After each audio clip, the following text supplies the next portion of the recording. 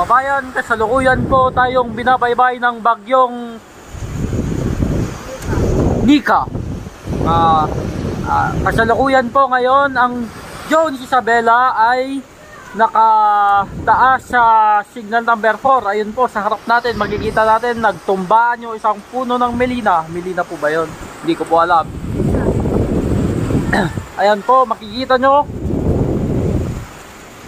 yung lakas ng hangin at ulan na dala na ito.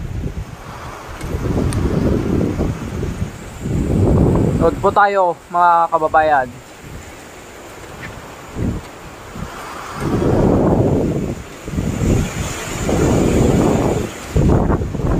Oh, lamig.